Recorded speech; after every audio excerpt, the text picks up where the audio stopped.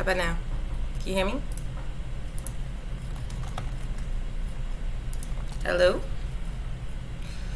Are you able to hear me?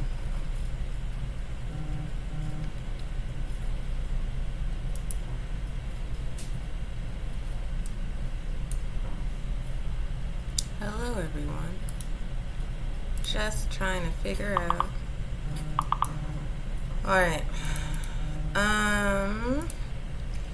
I will see what's up. Awesome. Okay.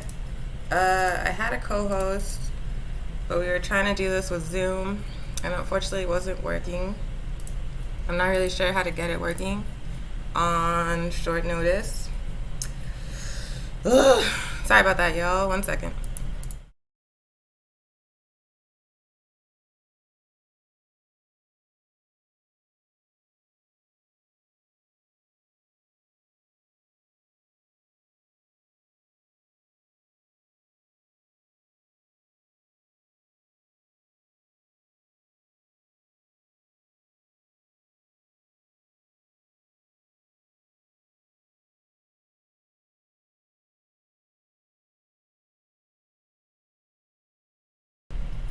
Alright. Sorry about that, y'all. We were having technical difficulties trying out a new way of doing this show that unfortunately we should have tested ahead of time. Self-critical, self-critical.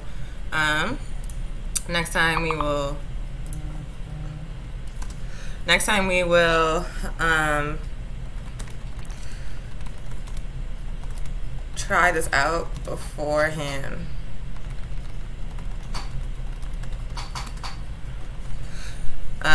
We were trying to do the show with Zoom and share the audio and the video, but for whatever reason, the software that we're using, Open Broadcasting Software, will not allow us to share both audio and video from Zoom. So we got to figure that out, and we will do it next time. We'll do it better next time. And Dimitri will join us next time as well. Sorry about that. So yeah, this is Weekly Pan-African News Live. We are starting a little bit late. I apologize. My name is Onya Sanu. I'm an organizer with the All African People's Revolutionary Party and the All African Women's Revolutionary Union. This is the weekly show that we do to give y'all information about COVID-19, about political education, about Pan-Africanism, about capitalism, about imperialism, about colonialism. My dog and my cat are fighting behind me. Y'all need to chill. So yeah, this is we do it every Thursday morning at 11 a.m. Mountain Time for about an hour, sometimes 90 minutes if we talk a lot. And yeah, we always want to start off the show with land acknowledgement. We want to acknowledge that we are in occupied Tiwa territory. This entire hemisphere is the rightful land of indigenous nations. It was stolen by settlers from Europe, who committed genocide against us indigenous people and then tried to pretend like they were the original people of this land, but they're not. The indigenous people survived because they fought back, and this is still their land, and they're going to get it back if we have anything to say about it, just like we're going to get Africa back because Africa is our land. So we are doing this show on occupied Tiwa territory. And we also always start the show by calling in an ancestor, an African ancestor. We are an African people, and that means that we draw a lot of strength from our history, from our culture, from our lineage, from who we are and where we came from, to guide us in our work in the future and in the present. And so the ancestor we want to call in today is Kwame Nkrumah. The 48th anniversary of Nkrumah's passing was this week on the 27th. Kwame Nkrumah is the reason why the APRP exists. He is the reason why I'm talking to you right now, because I'm in the APRP. He called for the founding of the APRP in the Handbook of Revolutionary Warfare. And it's one second.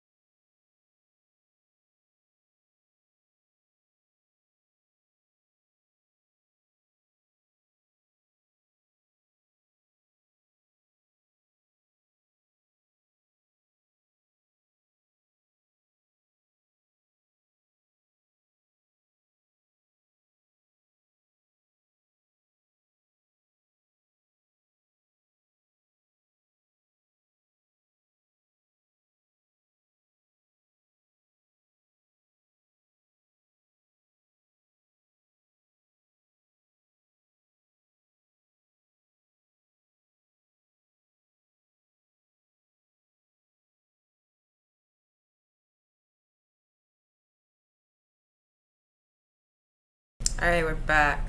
Sorry about that. Technical difficulties. This is what happens when you don't do a test run of a new thing. Sometimes it messes up, so we apologize, but we're back. So yeah, Kwame Nkrumah, his ancestor, we're calling in. Show is dedicated to him. He is the reason why the APIP exists. He called for its formation 52 years ago now in the Handbook of Revolutionary Warfare. He said that we need an organization that unites all of the struggling people's parties across the African world into one formation, all of the national liberation struggles across the diaspora and across the continent into one organization that's fighting for one unified socialist Africa. That is the intent of the APIP. That is why the APIP is formed, and Kwame Nkrumah is the person who called for that formation and the reason why the APIP exists, alongside Sekou Touré, Amilcar Cabral, Kwame Touré, and Lamine Yanga, who were the members of the very first APIP Work Study Circle. So this show is dedicated to Kwame Nkrumah, and we are going to have him with us in the space as we continue to talk to y'all today. And he's going to guide us and help us make sure there are no more technical difficulties. So thank y'all, and once again, we apologize for that. It's just new technology that we are learning, and we're going to get better at it every time. It's going to be smoother. Eventually, we're going to have overlays that are changing as topic changes. It's going to be great. Anyway, I'm Monia Sanu. This is Weekly Pan-African News, starting a little bit late because of technical difficulties. But we thank you for your patience and for sticking with us. So, every single time we do the show and every single time that we do an APIP event, we always make sure to include political education. And the reason for that is exactly what Malcolm X said, another ancestor said, that you cannot organize an unconscious people. You cannot organize a sleeping people. You have to give them political education. You have to raise their consciousness, and then you get some action. So we understand that our people are oppressed. We understand that our people are colonized. We understand that the capitalist system has caused vast confusion about why we are oppressed and why we are colonized. And so we always dedicate space in APIP events for political education to help our people and help ourselves develop an analysis of why we are in the situation and condition we're in, why this was done to us, who did it, and what we need to do together to stop it. So that's why we do it. So this week, the PE political education topic is, what is May Day and what is a general strike? Why are we talking about May Day? Because it's tomorrow. It's tomorrow. Tomorrow is May 1st. May 1st is International Workers' Day, also known as May Day. It is celebrated all around the world. You might have in the past maybe seen huge pictures of huge marches in Cuba of thousands of people marching in the streets. Maybe you saw it in Venezuela. Maybe you saw, other places in the world. But interesting thing about May Day is that it didn't start in a socialist country. It started right here in the United States on occupied Turtle Island. In the 1800s, I think it was 1881, people did not have an 8-hour workday. So we go to work 9 to 5. If you have a desk job or a white collar job, you might also work 40 hours a week in any other kind of job like retail or restaurant. But you might not know that people fought for that. People fought and died, were killed by police in order to win an 8-hour workday in the United States. Thousands and thousands of people took to the streets for the very first May Day ever in Chicago to demand an 8-hour workday. Before this happened, working conditions in the United States were catastrophic. They were extremely cruel. There was child labor. There was extremely long work hours. There was no pay.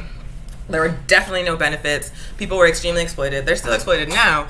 But the reason why we have what we have now in terms of labor rights in this country, in terms of the 8-hour workday, is because people, working class people just like you watching this, organized and fought and won that. The only reason you work 8 hours today is because people organized, fought, and died, period. And that is what May Day started to celebrate. The very first May Day on Earth was a protest, was a direct action, was thousands of people in the street demanding an 8-hour workday, and they won that shit after they experienced police violence. And so that is the history of May Day. That's why May Day is celebrated around the world. That's why May Day is called International Workers' Day, because it is a day about working class struggle. It is a day about calling out the contradictions of capitalism, calling out the exploitative conditions created by colonialism and imperialism, and saying the only way that we are going to see better days for ourselves as poor and working class people, as African people, as colonized people, is if we organize collectively to build power and win demands. That is what International Workers' Day is about. That is what May Day is about. It is celebrated all around the world on May 1st, and Albuquerque is no exception. That's where we are, occupied Tiwa territory. There's going to be a great action happening tomorrow that we're going to talk about here. But there's also, nationally, a People's Strike campaign being organized. A People's General Strike. What is a general strike? Why are people doing that? Let's talk about it. So first, what is a general strike? You might know what a strike is. It's like when people in one industry are like, this is some nonsense. We don't like what's happening. We need better benefits. We need better pay. A lot of people in industries right now, today, during the pandemic, are striking because they're not having access to basic equipment they need to keep themselves safe. They're not getting like gloves and masks, but they're being expected to work with the public.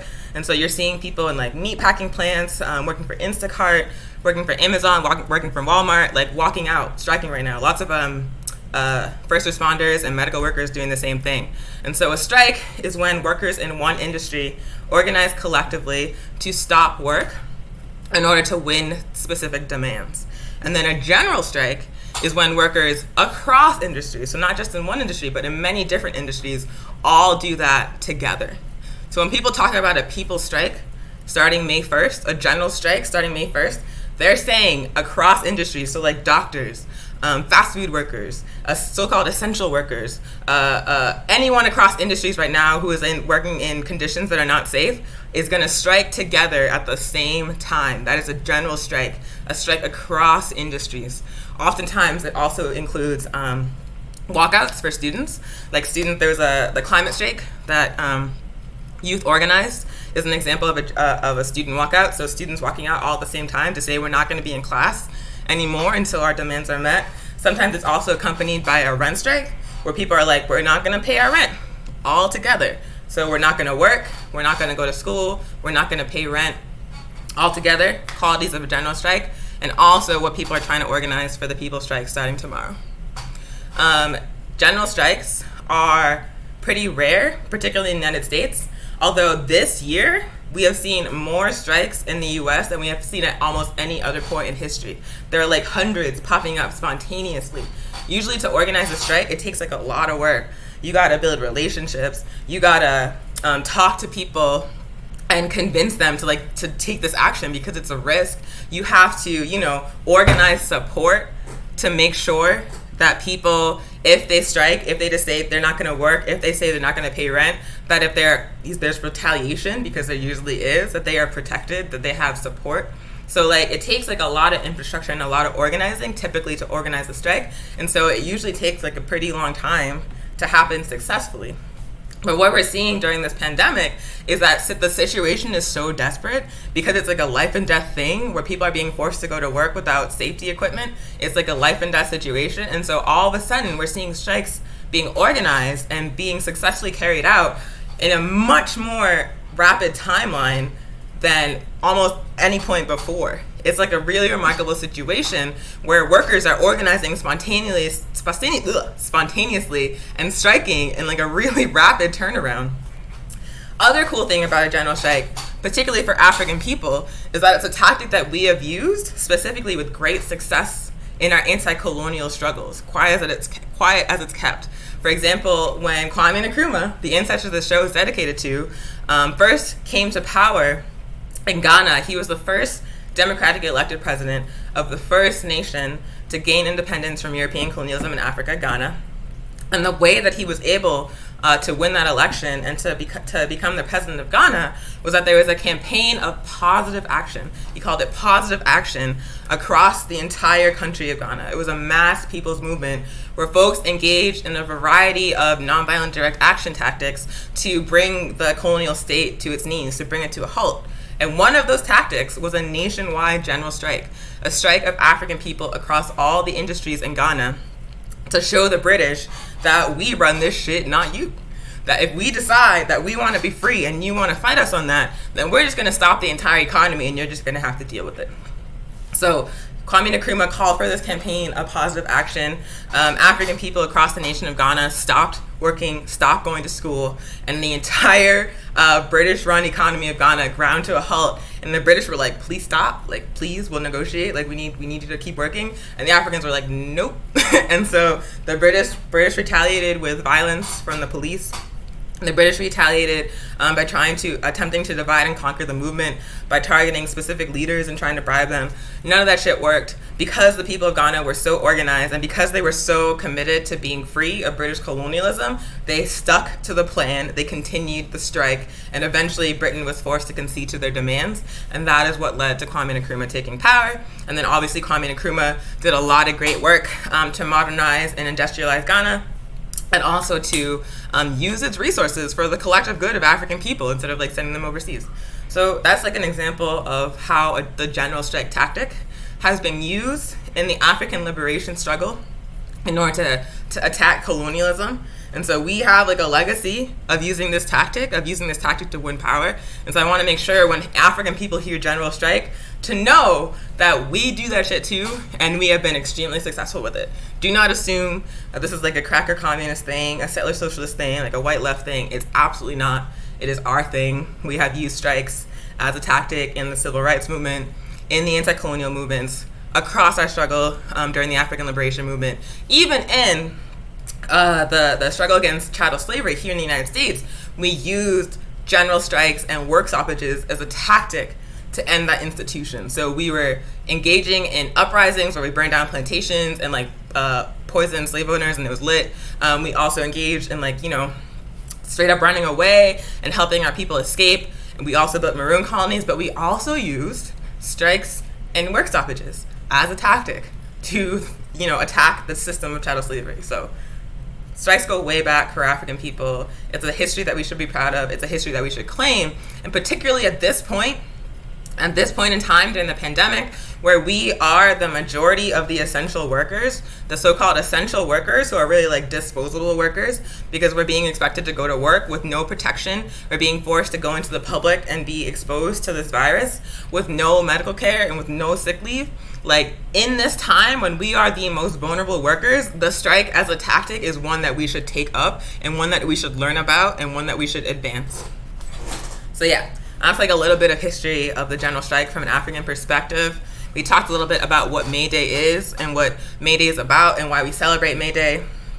And then also, as I said, there is a call for a general strike across the United States that has been initiated by a coalition of organizations that is calling themselves the People's Strike.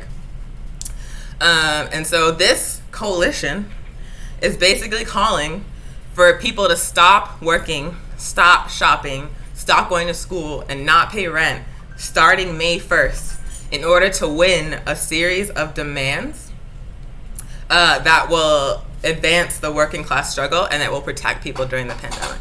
So what are those demands? What are people fighting for? Why are they trying to strike? Why are they calling for a people's strike? First demand is that they are calling for the protection of all frontline workers. So you most likely, like if you're living in Albuquerque, you might have seen the folks outside of Lovelace protesting for personal protective equipment, for PPE. So precisely that. There are a number of working class people who are being expected to continue to keep the economy running with no protection, with no backup. They are working in hospitals, they are working in meat packing plants, they are working in, home delivery, in transportation, in farms, and in fields picking food that goes in your supermarkets. But they do not have basic equipment they need to not get this virus and die. So these frontline workers are being forced to continue to work, and they are not getting any protection. So the first demand is to protect those workers by providing them with all of the equipment they need, all the disinfectants, all the masks, all the gloves they need in order to do their work safely, because it's not fair to expect people to go to work if there's a chance they're gonna fucking die. Like if you get paid $10 an hour, $15 an hour, however much an hour, and you have no benefits and you're expected to go to work during a pandemic, during an extremely, like with the chance of contracting an extremely infectious and dangerous disease, that is not a fair expectation. That is absolutely not a fair expectation. And so first demand is protect all frontline workers, because we cannot expect people to do that kind of shit. The second demand is that people not be forced to return to work or to end physical distancing until health experts determine it is safe. Right now, what we're seeing happening in the United States is that billionaires like Elon Musk, like Jeff Bezos, like the one surviving Koch brother, are like, we need to open the economy. We need to go back to work. And they're saying that shit on Twitter from their 50-room mansions, probably like in like a floaty thing in their pool, talking about y'all need to go back to work while they're making money, like they're making millions of dollars, like just chilling by themselves, and telling us that we need to go back to work. So instead of listening to billionaires who want us to go back to work so they can keep making money, this coalition, the People Strike, is saying that we are not going back to work until health experts say it's safe to go back to work. Like, fuck opening the economy so Elon Musk can, sink more money into Tesla that has not turned a profit ever.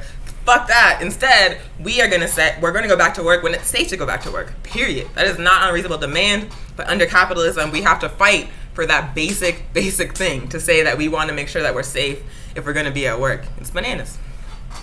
Next demand is that we want protection for vulnerable communities. Within a month of this pandemic hitting the United States, it became clear that Indigenous, African, Chicano, Latino, and Asian communities were disproportionately impacted by this virus. We are the largest numbers of deaths in places like Chicago, in Detroit, in St. Louis, it's African people. Here in New Mexico, it's Indigenous people. In New York, it's Latino and Chicano people. Like, we are being disproportionately impacted by this virus because we are essential workers, the so-called essential workers. We are the migrants that are trapped in these immigration detention centers with no protection. We are the folks that are being forced to keep working in the field without any personal protective equipment. We are homeless. We are refugees. We are elderly. We are battered women, spouses. We are the most vulnerable people, and we are being forced to put ourselves out there in order to continue to survive. And so the demand is that we need protection.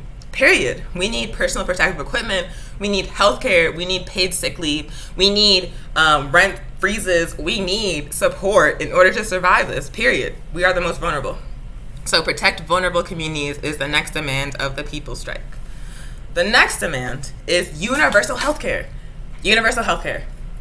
Universal healthcare.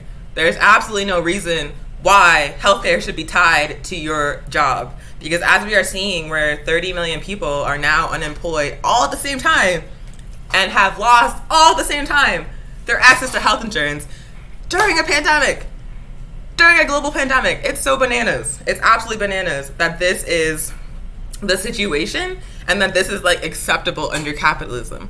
That people's health insurance is tied to healthcare, and that means that if they can't work during a pandemic, they have no health care. It makes no sense. The most successful, the most free, the most great to live places on earth, I'm talking about Cuba, I'm talking about Venezuela, they have universal health care. They have health care for everyone for free, regardless of whether they're working or not. They have it as a right of being a citizen, and that should be the case. We are living in the richest country on earth that is rich because they have stolen from and exploited colonized nations and colonized people from all over the world. And instead of using that stolen ass wealth to provide for the basic needs of its citizens, instead it's just sent directly into the pockets of sociopathic billionaires rather than using it to take care of people. And that's unacceptable. It's unacceptable. The money exists for universal healthcare.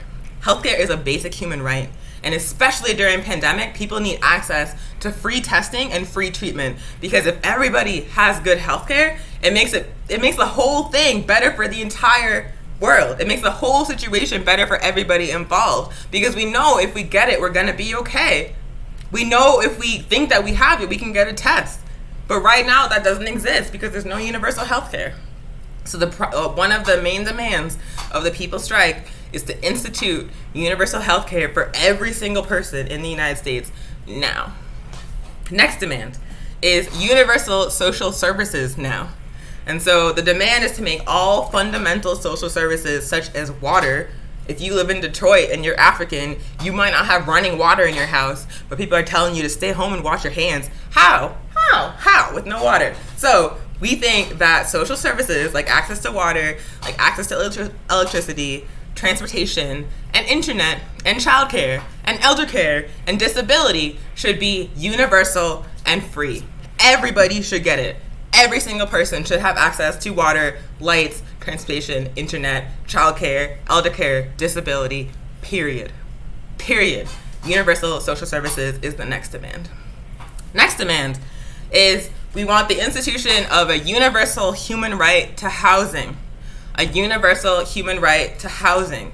Right now, people are being told to stay at home. They are being told to shelter in place. But in every single major U.S. city, and most of like the mid-sized ones, there are literal tent cities of people who have been pushed out of traditional housing like apartments and like houses because they cannot afford to survive under this capitalist system. They literally, like, rent is so high that there are people who straight up cannot afford to live in a building.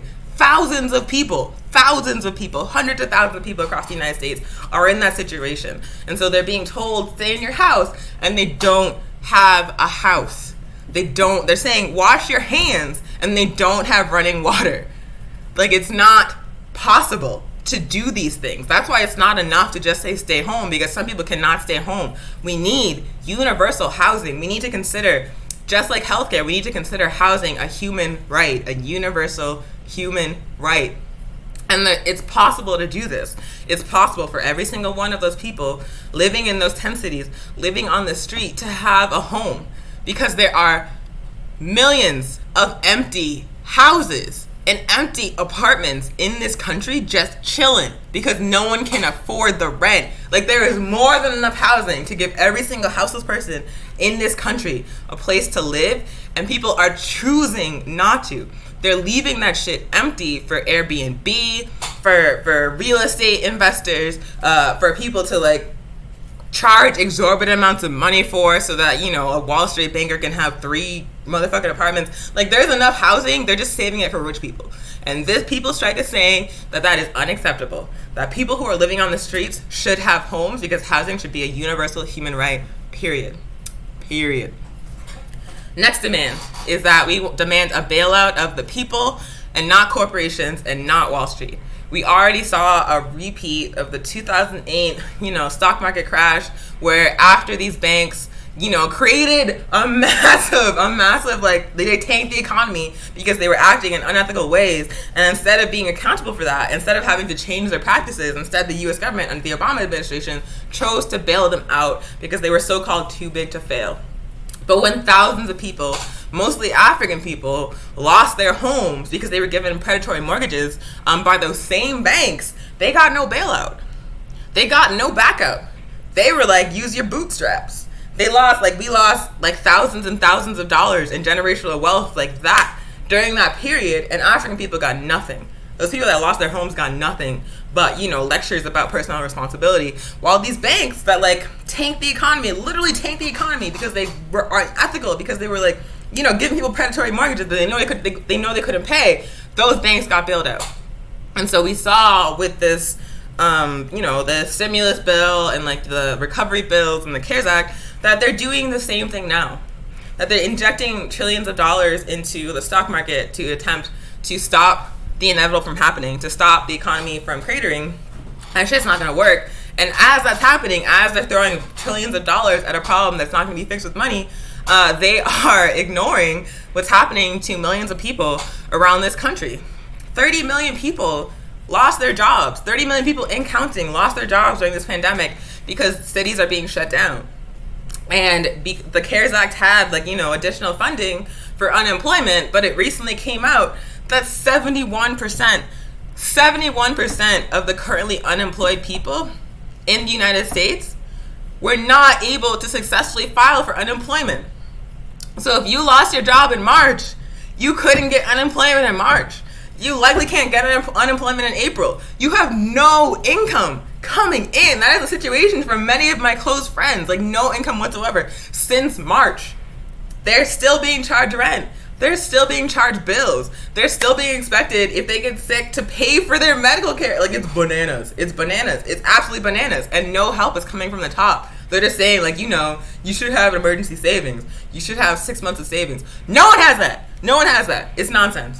There's more than enough resources in this country to provide for the basic needs of people, to make sure that if people are not able to work, that they can stay in their homes, that they can get health care, that they can take care of their families and eat. But instead, the money is being spent on Wall Street, on these corporations, instead of the masses of working class people in the United States, and that's nonsense. So the People's Strike is demanding bail out the people, not the corporations, not Wall Street. Next demand is universal basic income. So Venezuela is a place that is often denigrated on the U.S. news. We're told it's a dictatorship. We're told the democratically elected president, Nicolas Maduro, the people who Venezuelan people chose to lead them, is a dictator. We're told they're miserable, they're desperate. The U.S. news never talks about sanctions on Venezuela. They never talk about how the U.S. is intentionally strangling the Venezuelan economy, is manipulating the price of oil in order to, like, starve Venezuela. They never talk about that. They just talk about how poor Venezuela is.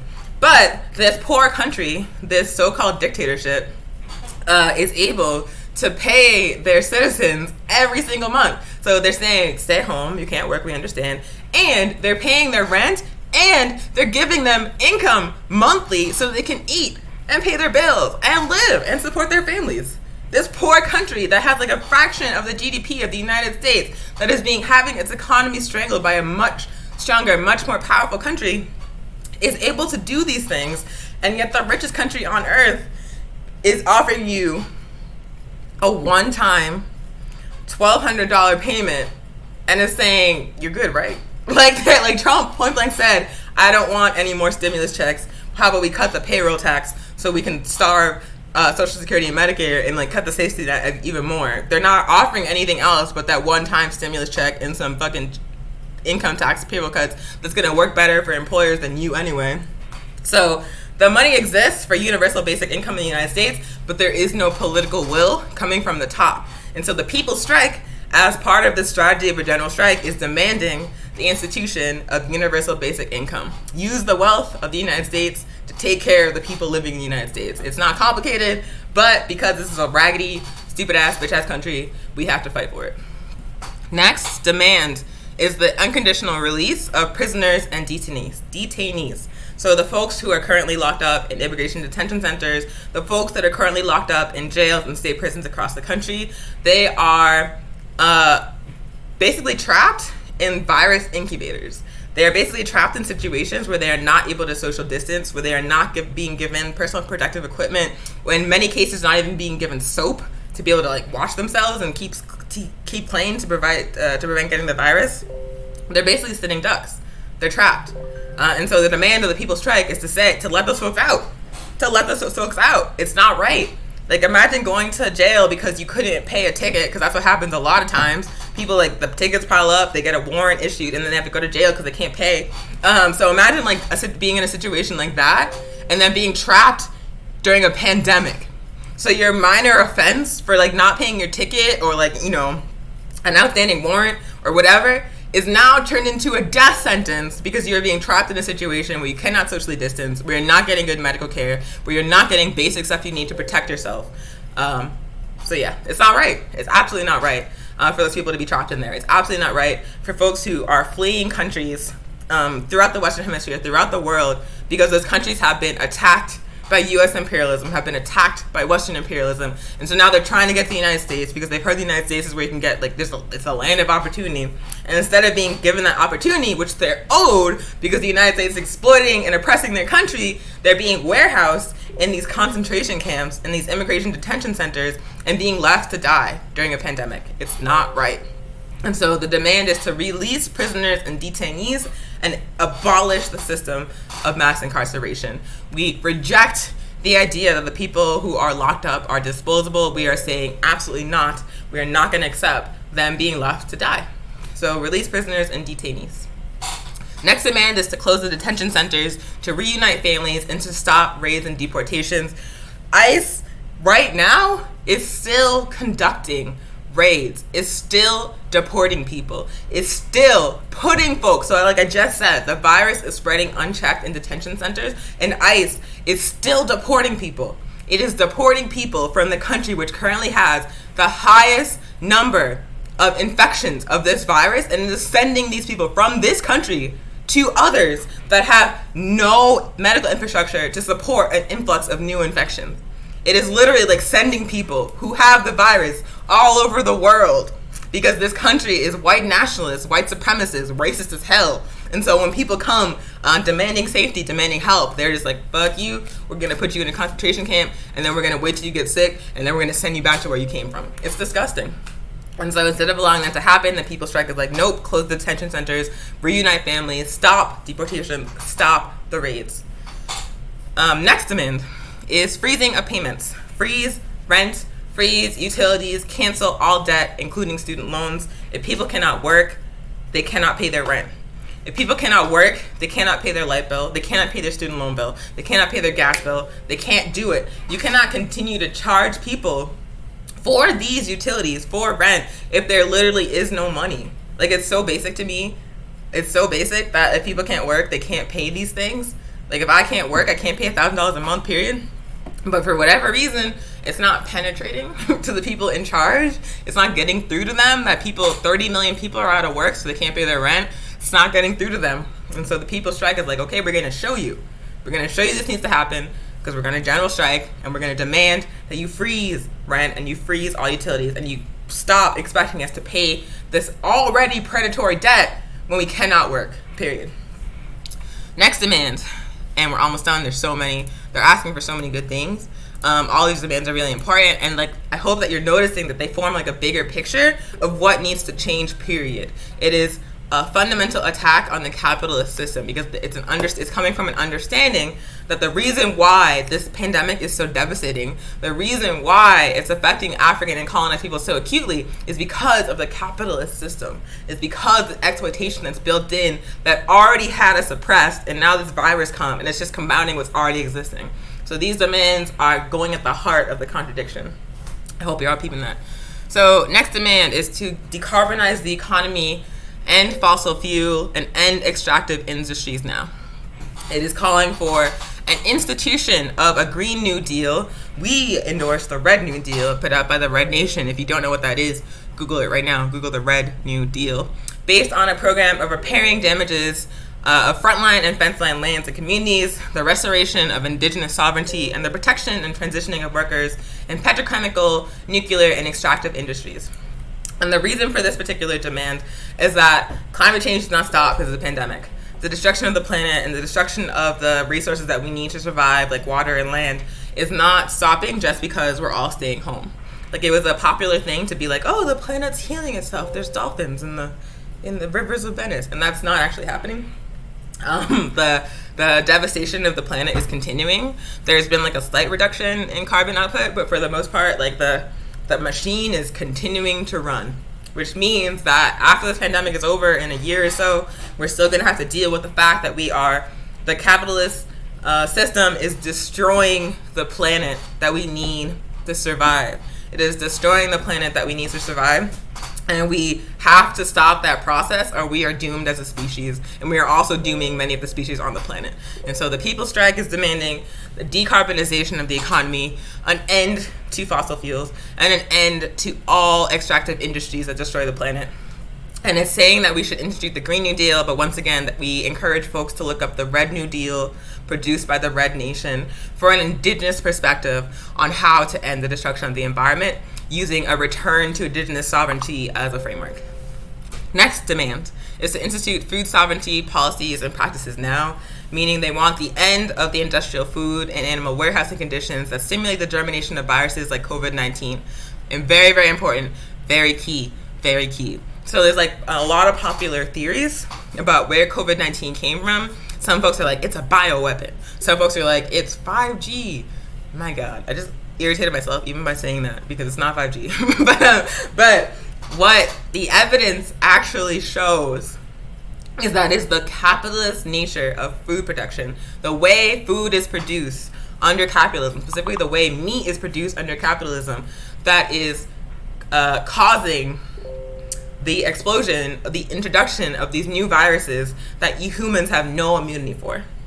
It is the warehousing of, thousands of pigs, thousands of cows, thousands of chickens in conditions that no living being should be exposed to, that is producing new pathogens that are leaping from animal species to humans. And humans have no immunity for these new pathogens, and so we are getting wrecked. We're getting wrecked. People are dying by the thousands, and it's not going to stop. It's not going to stop. Unless we stop the destruction of the environment under capitalism, unless we stop industrial food and animal warehousing practices, these viruses are going to keep emerging and they're going to keep wrecking us. It's just period.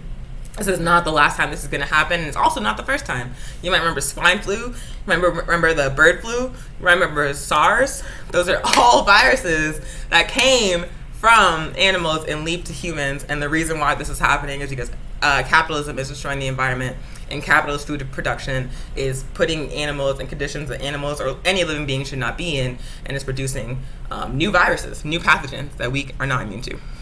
So it's saying institute food sovereignty policies and practices, end industrial food and animal warehousing, and contamination of water supplies and depletion of our soils, and institute local food growing policies based on agroecology or permaculture techniques that preserve and expand biodiversity and soil preservation. And so rather than developing a way of producing food that's about dominating the earth and like depleting it of its resources, like sucking it dry, it's about figuring out how to produce food, enough food for the entire planet, in a way that's like in harmony with the earth, in a way that's like that works with the planet instead of like trying to control it, instead of trying to dominate it. Basically going back to the way that African people, that indigenous people, that colonized people were doing before capitalism became the global system. We already know how to do this. We were just forced to stop because of the global spread of capitalism. Next demand, and this is straight up socialist, I love it, is to democratize the means of production. Democratize the means of production. So convert the corporations or workplaces into cooperatives to institute democracies in our workplaces. They're calling for workers to control their production, to control the factories, to control, the places that produce commodities that we need to live. Rather than having that shit controlled by Elon Musk or Jeff Bezos, have the workers control the production. What a radical idea. Have the people that are actually producing the wealth control the wealth. That's it. So eliminate income inequality, ensure greater equity in society and job security for workers, and also to enable the production of what we need and also distribute to people according to need rather than according to class or according to income. So making sure that people have what they need to live regardless of whether or not they are able to afford the price that's charged for it. Because you should not, whether or not you live or die within a given society should not depend on how much money you make. That is barbaric. Next demand is the closure of all overseas military bases. All overseas military bases. The United States military, the United States government has military bases on every single continent on the planet. It has military bases all over Africa due to AFRICOM. It has military bases completely surrounding Russia and China because of, their partnership with NATO. It has military bases all over Central and South America. And the reason that there's so-called no money to give you healthcare, there's so-called no money to make sure that you can survive while you're not able to work, is because trillions of dollars are being put into the maintenance of these military bases, into the military budget to produce more drones to murder children and families in Africa is being put into the military budget to attack places like Venezuela and Iran and Zimbabwe, and send troops to Africa. So all these trillions of dollars are being spent to control the world, particularly to control the African and colonized world. And so the People's Strike is saying, don't use that money to fuck with other people. Instead, use that money to take care of your citizens. Close all the overseas military bases, period. Cut the military and defense and surveillance budgets and redirect those funds to healthcare, to social services, to universal basic income, and to instituting a Red New Deal and a new economy. And the last demand is to end all U.S. economic sanctions on other countries. End all sanctions. I briefly mentioned that U.S. is intentionally attempting to strangle the Venezuelan economy by fixing the price of oil and by imposing sanctions on Venezuela that prevent Venezuela from importing basic needs. Like Venezuela is not able to buy tests, is not able to import raw material. Cuba is not able to import raw materials to make medicine. Iran is not able to import medicine because of U.S. sanctions. U.S. sanctions are making the pandemic worse, but even when there wasn't a pandemic, U.S. sanctions are responsible for the death of thousands of people around the world. U.S. sanctions kill more people than outright warfare. They kill more people than drone bombs. They kill more people than invasions. And they are a quiet killer because the citizens in the United States don't understand that this is happening. They hear the word sanctions, but the word sanctions is often not explained. And so they're like, oh, that seems gentle. That seems fine. But the reality of sanctions is that it means that if Cuba tries to buy a ventilator, the U.S. blocks that shit. If Iran tries to import medicine, the U.S. blocks that shit. If Venezuela tries to import tests, the U.S. blocks that shit. That is what it looks like on the ground. It does not target the people in leadership of these countries. It targets the civilians intentionally for mass suffering, for starvation and death. So the People's Strike is demanding an end to all U.S. sanctions. All U.S. sanctions around the world on all countries need to be stopped. So that was a overview of the demands of the People's Strike. There are many of them. If you want to read them for yourself, go to generalstrike.may1st.org.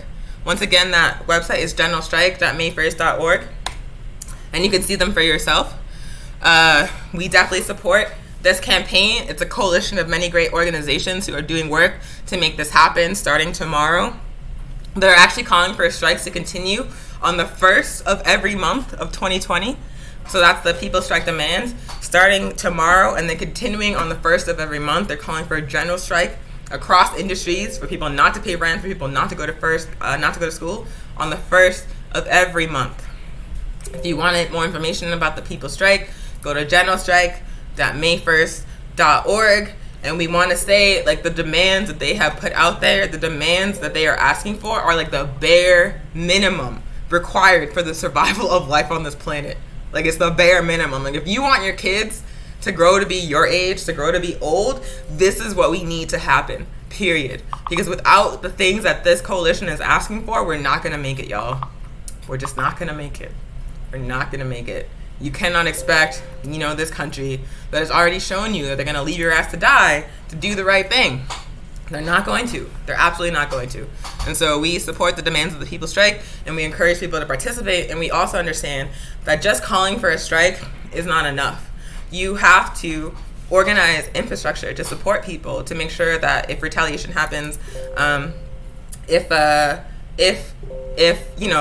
landlord tries to evict them, or their boss tries to fire them, or any kind of, or like the police attack them, that there has to be infrastructure to support people when they're striking. And so we understand, like, it's not enough to be like, strike! Like, you have to organize to make that happen. You have to show people they're going to be, protected. They're going to have support if they are retaliated against. So we understand that, and we want to make that clear, that the organizations in the People's Strike Coalition are doing the groundwork needed to make sure folks are able to strike and do so in a way that's not going to have them completely abandoned when, the forces in power retaliate. So just want to make that clear. Cool. So that was political education. It went a little long, as always. I feel like when I'm by myself, I'd be talking like a lot. Like a lot. It's because there's no one here, so I'm just like free to ramble. So yeah, we're gonna keep the other sections shorter. I'm gonna try. So COVID-19 updates. Right now, there are a lot of rich people, politicians, white nationalists, and white supremacists calling for a reopening of the economy. You've probably seen news reports of,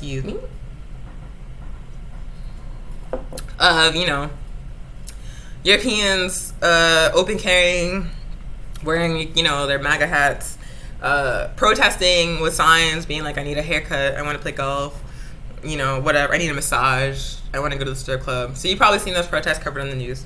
Those protests are being funded by far right-wing figures and billionaires like the one Koch brother, because the other one's fucking dead. And so those protests are popping up all over the country. They're not actually spontaneous. They're organized campaign by the right wing. And now, the message is coming from the top as well. Like, Trump is like, we got to open the economy. Elon Musk is like, we got to open the economy. All these raggedy-ass rich people are like, we got to open the economy. And meanwhile, the virus is still spreading unchecked in the United States. Like, there isn't even, mass testing happening. And so even though the United States now has a third of all the positive COVID-19 infections on Earth, even though the United States now has the highest number of infections, I believe, of any other country, those numbers aren't even the real numbers. Because in reality, the US government has no idea how many people actually have this virus because mass testing is not happening. African people are being turned away from hospitals when they are seeking tests. They're being sent home and then dying because they're being denied testing. So we have no idea how many people in this country actually have this virus. And we know the United States is actually not even at the peak of infections based on the numbers that we do have. So the idea that now is the time to like open up the economy just because rich people are losing money is nonsense. Opening up the economy now is a death sentence for African and colonized people. It is a death sentence for essential workers. If we force people to go back to work, thousands of those people are going to die. Thousands of those people are going to die. And so it is not okay for these politicians, for this raggedy president, for these raggedy rich ass people to demand that you, not them, because they can work from home. They're going to be chill. If they get sick, they can get treatment, they can get a test like that. Not you. They're saying you go back to work and you take that risk because we don't want to lose money. And we are saying, absolutely no, we are not going to do that. Fuck your stocks. Fuck your income. Fuck your wealth. You can eat that shit if you want, but I am not going to risk my life for your ass. Like, that is absolutely unacceptable. And this is the richest country on the planet, once again, because it has stolen wealth from the entire world. It is rich because it enslaved my ancestors. It is rich because it is exploiting Africa. It is rich because it stole land from indigenous nations. It has all this wealth that it is hoarding, and it has everything it needs to provide for the basic material needs of the citizens of this country, particularly colonized and oppressed people, and it's choosing not to. It is choosing not to. It is choosing instead to pump that wealth back into the stock market, to pump that wealth back into the incomes of billionaires, and it is choosing to abandon African and colonized people and so-called essential workers instead. And so we're saying, we make your money. We run this shit. We run the economy. So we're not gonna go back to work and put ourselves at risk for your wealth. Instead, y'all need to get your shit together or we're gonna shut your shit down. Period. Period. Period. Period. And so rather than struggling through this situation individually, rather than allowing your boss, who if you died would just probably just be like, oop, that sucks, and then hire someone else to replace you, rather than sacrificing yourself to keep the economy running, we say join an organization and help build a people strike. Join an organization and help build a people strike. Do not go back to work until health professionals say it's safe to go back to work. And if your boss, if your employer, if like a raggedy billionaire is like, you need to go back to work, join an organization and build power to resist that. Because once again, opening the economy now, regardless of what anyone says, is going to be a death sentence for African and colonized people. It's going to cause directly the deaths of thousands of people. So do not do it. Refuse that shit until we know it's safe, and do not listen to Trump or Musk or Bezos or any of these other fucking people, because they do not care. They do not care about you. They care about their bottom line, period. Period. Opening the economy is not for you. Opening the economy is for them. So join an organization and help build people's power and strike. And once again, if you have questions, if you have thoughts about what's being discussed, definitely put those in the chat. We have Monica and Andrew in the comments talking to folks. So if you have any questions, comments, thoughts about what's being said, definitely put those in there and we will respond. Next section. And I forgot to change the overlay. Oh my god. Oh, I did. Cool. Next section. African world news. What is going on with the African world during this pandemic? What is happening with our people? We talk about this every time because it is impossible to get accurate coverage of Africa. It's always like mad racist. And so instead, we're going to give you that information from a revolutionary African perspective, from a revolutionary anti-colonial perspective, because we know you're not going to get it anywhere else. So what's going on with Africa? One very interesting thing is that the country of Madagascar is like the Long Island off the African coast, it says that it has a treatment for COVID-19. So it's a plant that's indigenous to Africa, but that grows in many tropical places. It's called Artemisia, and in English it's called wormwood. And it's historically been used within African cultures as a treatment for flu and the common cold.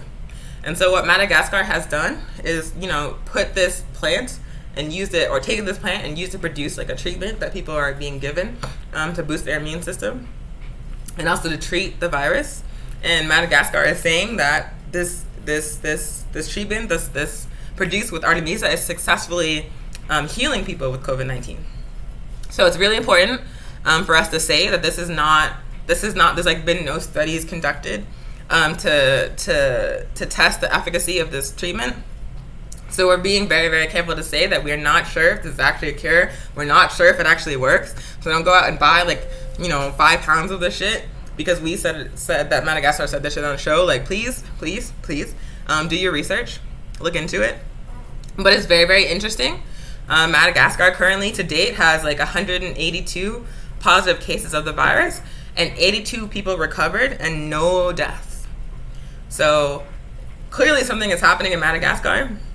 It's unclear if it's related to this treatment. Again, this treatment is unconfirmed. So do not go after the show and tell your friend and be like, the APRP said there's a cure. No, the hell we didn't. No, we didn't. But it's very interesting and it's really dope that African countries are using indigenous African medicines, traditional medicines, to produce treatments for this virus. It shows you that we don't need to depend on imperialist powers to test shit on us and to give us vaccines and treatments and shit. That we have both the scientific knowledge and the cultural and historical knowledge and the indigenous knowledge in Africa to produce what we need to protect ourselves. So very interesting development out of Madagascar, and we'll keep updating you with new information as we learn about this treatment. Next, in Senegal, we mentioned this before, but Senegal is working on 10-minute, $1 COVID-19 tests. So tests that return results in 10 minutes about whether or not you're positive or negative. And they're being, the price to buy them is going to be $1 because the scientists producing these tests are choosing to only charge for the cost of producing the test rather than all the other shit that gets piled on top usually. So $10 1-minute tests, 10-minute $1 tests are being produced in Senegal specifically for distribution widely on the African continent. So once again, Africans taking care of Africans, Africans producing treatments, Africans producing tests using scientific knowledge and education that's indigenous to Africa. It's really dope. So shout out to Madagascar and shout out to Senegal for not waiting for, colonizers to come and tell them what to do, but rather using the resources at their disposal to save African people themselves. Africans saving Africans. It's awesome. But here in the Snakes, here in the Empire, situation is very different. The U.S. is raggedy from birth. It sucks. It's a terrible place. And it just can't stop sucking. So currently, the U.S. is stealing bought and paid for supplies from poor majority African countries. So they stole ventilators from Barbados. They stole tests from Jamaica. They stopped the shipment of ventilators from the U.S. to Cuba. And they're also intercepting shipments of personal protective equipment to European countries. So they're stealing from African people, they're stealing from colonized people, and they're also stealing from other European people. I'm just like, damn. Like, you're the richest country on earth, and you can't, it's just, I'm like, they're so raggedy. Like, they can't stop it. Anyway, yeah, so the U.S. is, like, intercepting the shipment of all these medical supplies. And on top of that, on top of the fact that they're stopping these shipments of needed materials to countries that are much poorer, that are majority African, that need that shit, they are also, in the entire Western Hemisphere, there are now months-long delays in getting ventilators and masks for poor countries in the Caribbean and Central and South America because the U.S. has tied up all of the suppliers for months. So these countries that have like very little medical infrastructure because the U.S. has intentionally underdeveloped them, has stolen their resources and money, are not able to get the basic equipment they need to protect their people because the U.S. has tied up all the suppliers. Like, it's so raggedy. Like, I hate the United States. Like, I hate it. I hate it so much. Like, this is a tangent, but my God. Like, this place is so, from the very beginning, when the first colonizers came here and brought enslaved African people and committed genocide and rape against indigenous people, like, from the very beginning of, like, this country as an idea, as a project, it has been raggedy as fuck. Like, from the beginning. When people are like, oh, this is not who we are, like, oh, I can't believe the U.S. is doing this. Like, when Trump won, people were like, oh my God. I was like, this is the perfect president for this place. This is absolutely who this place deserves. Because from the very beginning, The U.S. has been genocidal, has been racist, has been raggedy, has stolen from people who are much poorer, has exploited people that are much poorer from the very beginning. Man, I hate it here. I hate this place. I can't wait until it ends. And we're probably going to live to see it, so shout out to that. Anyway, so other updates from the raggedy ass United States. You probably hear there's like a group chat popping off, so I'm just going to close that window right now because it's very distracting. Other things happening in the United States is that an African genocide is unfurling across the United States, and also an indigenous genocide, because in Detroit, in St. Louis, in Chicago, in Mississippi, the majority of the deaths from COVID-19 are African people. And the majority of the deaths from COVID-19 here in New Mexico are indigenous people. So all the contradictions that are like baked in to the United States as an entity, this country that was formed on African enslavement and exploitation of Africa, this country that was formed by stealing indigenous people's land and like warehousing them in reservations, all those contradictions that were already there are being exposed and heightened by this pandemic. And so that's why we are seeing African, indigenous, Chicano people being the primary deaths from this virus. And then also, once these crackers peeped that, once they saw that it was us that was dying, that's when they were decided that it's time to open up the economy. So there is a genocide unfolding across the United States. African people are dying from this virus. They're being denied medical treatment. They're being denied access to tests. It is a situation born from centuries worth of contradictions that we are seeing unfolding right now. And then on top of that, you might have seen there's like a party in Chicago that a lot of African youth attended, it was like covered on like TMZ. The mayor of Chicago, Lori Lightfoot, who's like a cop, was like on TV scolding them. All these people were like, I can't believe they did this. These stupid African teenagers, blah, blah, blah. Just like scolding them the way that our youth always get scolded, the way that we're always talked down to, the way that we're always like, yelled at for just living our lives. Like, we saw that shit happening, but like, look, we're telling people that it's best if they stay home if they're able to do so. We're telling people that they need to, wear a mask, they need to wash their hands, they need to social distance, they need to keep each other safe, that this virus is serious. But if you think about 2 months ago, here in the United States, what were we hearing about this virus? We were hearing that it was only going to affect elders and immunocompromised people, and that youth would just get a bad cold, that it wasn't going to be a big deal.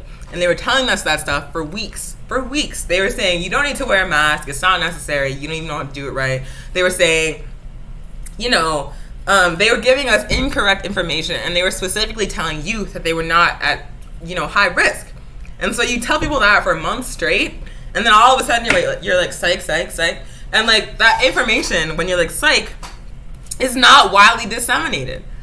Like, there are still people who are like, I don't need a mask. There are still people who are like, African people can't get it. There are still people who are like, it's not dangerous for youth, because that was what was told to them. That's what was told to them from the CDC, from the president. The president went on TV and said, maybe we can inject people with fucking bleach. Like, there's no good information coming from the top.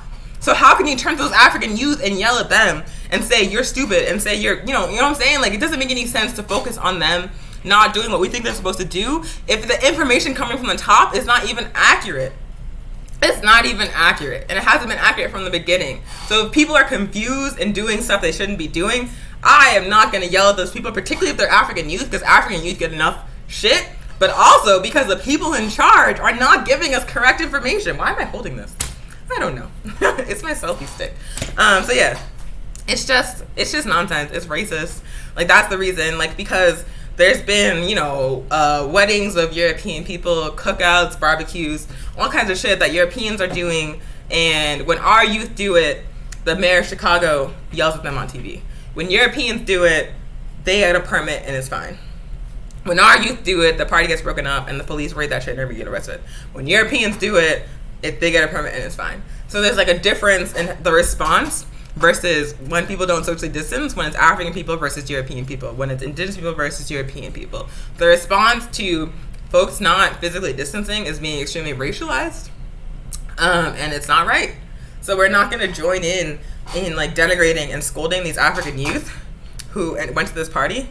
We think that they shouldn't have done it, but we also understand that they probably don't even understand, like, they don't even know the situation because they're not being given correct information. And we also know that Europeans are protesting without masks and guns and holding guns. And we also know these Europeans are having weddings and parties and all that kind of shit. And they're not getting like a fraction of the shit the African youth are getting.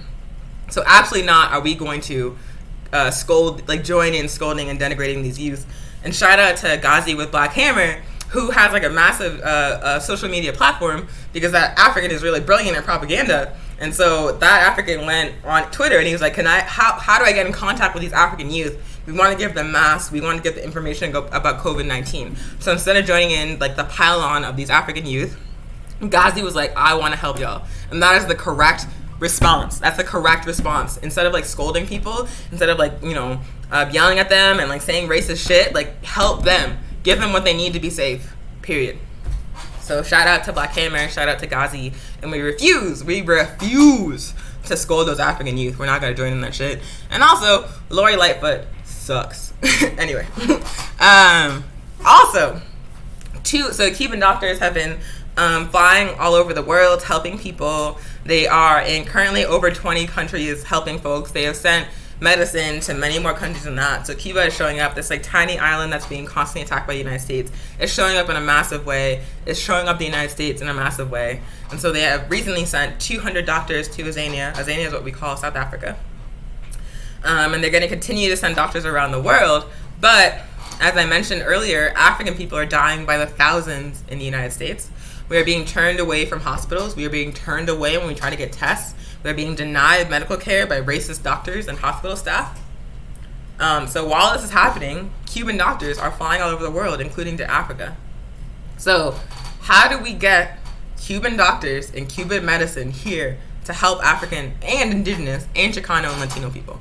How do we do that? How do we get that? Are we expected to just accept that we're being left to die because Cuba is considered an enemy of the United States? Cuba has already offered, when Hurricane Katrina hit, Cuba offered to help African people, and the U.S. turned it down. If you remember seeing on the news the corpses of our people floating down the street in New Orleans, when that was happening, Cuba offered to send doctors and to send medicine and to send money and to send help, and the U.S. said no, and thousands of our people died. So right now we are living through, again, another crisis where thousands of our people are dying. And we know for a fact that Cuba is willing to help. So are we going to turn those Cuban doctors away again? Is the U.S. going to say, because of our ideological difference with a socialist country, that we're going to let people die rather than allowing Cuba to help? I am not going to accept that. And if you are an African colonized person, you should not accept that. We need to demand that if Cuba is willing to help us, that they be allowed to help us rather than having to watch our people die. Period. Cuban doctors should be allowed into the U.S. to help our people. Cuban medicine should be allowed into the U.S. to help our people. We should not be expected to pay thousands of dollars for treatment when free treatment is going to be offered. So I'm just putting that out there, that we don't have to accept a situation where people are denied medical treatment in this country, that we have access to resources, to doctors from this nation that has offered to help us before. And so when it inevitably happens that Cuba offers to help and the U.S. says no, I'm going to turn up, and I hope that you do too. I hope that organizations across this country demand that Cuban doctors be allowed into the United States to help our people, because I am not going to watch African people die again. Absolutely not. Absolutely not. Fuck that shit. Oh my God. Anyway, I got all worked up because it makes me really mad that the U.S. is denying people healthcare, is denying African people tests, and that Cuba is able to help people around the world. And I know the United States is going to give them, they're already giving them shit for that. And I know that they can help us here. And there's no reason whatsoever that they should not be allowed to. Whew. Anyway, lastly, there was a lot of news last week coming out of the DPRK, coming out of North Korea, about the so-called leader of North Korea possibly getting COVID-19 and dying. It was on CNN, etc., etc. This is very, very important. Do not believe anything the U.S. media says about North Korea. Do not believe anything U.S. media says about Cuba or Venezuela or Iran or literally any place in Africa. Do not believe it. As African people living in the United States, we already know they lie on us all the time. All the time. All the time. When an African is murdered by the police, the first thing that the media focuses on is what did this African do to possibly deserve this? They're focused on their criminal record, if they got tickets, are they on child support, any kind of shit they can dig up to say this African person deserved this is what they focus on, rather than the fact that they were straight up murdered by the police or by a European vigilante. So we already know that they lie on us all the time, on a constant basis. If you see a story about African people in the U.S. media, it's going to be some fuck shit. That's just how it is. So we already know they lie on us. And so why would we believe anything they say about any other colonized nation? About North Korea, that the U.S. committed a genocide against, about Cuba, that the U.S. attempted a genocide against, about Venezuela, about Iran, about indigenous nations. Like, why would you believe it? If you know they lied about us, why would they tell the truth about them? These people that they call their enemies, right? So if you hear a story about North Korea in the news, do not believe that shit. Please, like, don't share that shit. Don't, jump, like, don't, like, pile on about, with, like, the anti-North Korea rhetoric just because, like, CNN's, like, saying that shit. Like, please don't. Please don't. Because I guarantee you that if your primary source about news on North Korea is the U.S. media, you do not know a goddamn thing about North Korea. You don't know anything. That's just, like, I'm sorry, it's the bottom line. If everything you know about North Korea you learned from, like, CNN or, like, The Atlantic or The New York Times, you do not know anything about North Korea. So you're better off just not repeating it. Don't believe it, don't repeat it. Do not join the U.S. media in demonizing colonized nations. Don't do it. Whew. So that was the African World COVID-19 updates. And now, I see people saying I don't hear anything. I hope you call and hear me. I hope you can hear me. I hope you can. Gabby, hello. Hello, Bamani. Hello, Haki. Hello, Nkazi. Hello. Yeah. So that was the African World News updates. Next, we're going to talk about what's going on here in New Mexico. There's, like, a lot of stuff happening in New Mexico. Lots of great organizing. Also, lots of nonsense that we're going to talk about. So first, New Mexico update. Please, please, please do not call the police for a wellness check. Once again, do not call the police for a wellness check. If there is someone you care about who you have not heard from and you need to check on them, do not call the police. Don't do it. Because if you call the police, if you call 911 and they send the police, you are putting that person's life at risk. Why are we saying this? Because there have been 2 police murders in the past 2 months here in occupied Tiwa territory, here in Albuquerque. The latest was an elderly man who had a shovel. He was not armed with anything. He just was holding a shovel that the police murdered. This man's daughter was worried about him and called 911 and asked for a wellness check. The police went to his home, found out he had warrants, and shot him and killed him. This thought, like, I can't even imagine what that woman is feeling right now. Like, that's intense. To be worried about your dad, to call for help, and to have the help come and kill him. Oh my God. Like, that's horrific. Like, don't even take the risk, Like, police do not exist to take care of people. Police do not exist to keep you safe. Police do not exist, to protect you. They exist to protect property, and they exist to control colonized people, period. And so their primary response in any kind of situation is going to be violence, because the violence is their that's what they know. And so understanding that, if you just need to make sure that someone's okay, you are better off, like, getting to know that person's neighbors or going there yourself, period. Don't call the police, because if you call the police, there's a chance that you just put that person's life in danger. Because as we're seeing here in Albuquerque, and as we've seen, like, all over the country, if you call the police for a wellness check, those people, they don't have the training to deal with a mental health crisis. They apparently don't have the training to deal with an old man with a shovel. And so they're just going to pull out their gun and, like, cap that person. Like, that's it. So please don't. Please don't. Build a relationship with neighbors.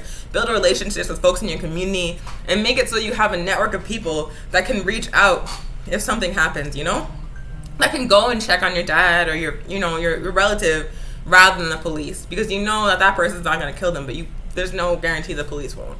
So please, please, please, please, please do not call the police for a wellness check. Just don't do it. It's not worth it. Next. So the CDC has said repeatedly that moving people who are unsheltered right now with homeless sweeps is a risk to public health. And yet those sweeps are still happening in Albuquerque. Homeless folks belongings and their living spaces are still being thrown in the trash by Albuquerque police during a pandemic. Even though the CDC, like the highest government body, is saying that this needs to stop, police and political forces in Albuquerque are still doing this, and we are saying explicitly that this needs to stop. That people are being told to shelter in place, to stay home, and if they don't have a home, if their home's a tent, then the least you can do is leave that person the hell alone. Stop throwing away their shit. Stop forcing them to move from left to right, from all over town. Like, stop it. Stop. It's not even like a tourist event happening, you know? It's not even like anything that you don't have to like sweep these people under a rug. There's like no one come to the city. It's a pandemic. So stop throwing out their stuff. Stop moving them. They have nowhere to go. If you don't want them on the street, put them in one of the hundreds of empty buildings in this city. Stop throwing away their stuff. It makes no sense. Some other fuck shit happening in Albuquerque is two city council members are calling for an opening of the economy. They're saying that Albuquerque small businesses need to open up, that we have to stop this social distancing and stop the stay-at-home order. I'm going to name and shame them. I'm opening the story right now because people deserve to know who these stupid folks are. So Albuquerque city councilors Dawn Harris and Brooke Bassan are conservative politicians that are calling for the reopening of the economy in Albuquerque. And we are just going to say to Dawn Harris and Brooke Bassan that you are full of shit. That we are not going back to work. That it is not safe. That we are not at the peak of the infections. That mass testing is not happening. That universal health care is not available. So it is not safe for people to go back to work. It's not safe to reopen the economy. So y'all need to chill out with that shit. Because we're not going to do it. We're not going to do it. We're actually not going to do it. It's not safe. The only reason that these Republicans, these billionaires are doing this is because they're trying to protect their own wealth. They don't care about you. They don't care about your mama. They don't care. They just want to make sure that they keep their wealth. That's it. That's it. So when you hear like a Republican saying that shit, do not assume they're trying to speak up for you. They're trying to speak up for their bottom line, period. So do not listen to it. Don't listen to the city councilors. Who the hell are those people anyway? Dawn Harris, Brooke Bassan? No, thank you. No, thank you. We're not going to open the economy again. We decide when the economy opens, and we say it's not safe. Next thing is happening in Albuquerque. The eviction moratorium is a sham. It's a sham. It's a sham. Unfortunately, so like, you know, the governor of New Mexico said, directed all courts in New Mexico to not process evictions. But how it works in reality is that your landlord can still file eviction on you. And if you are not able to pay your rent, you have to video call with the judge and like prove it to the judge's satisfaction. And then the judge decides whether or not the eviction proceeds. So it's not automatic. You have to video call with the judge. You might need a lawyer. And if you do not prove it, there's like no like standardized form of evidence. So if you're not able to prove it to the judge's satisfaction, you still get evicted during a pandemic. And let me tell you, that is not enough.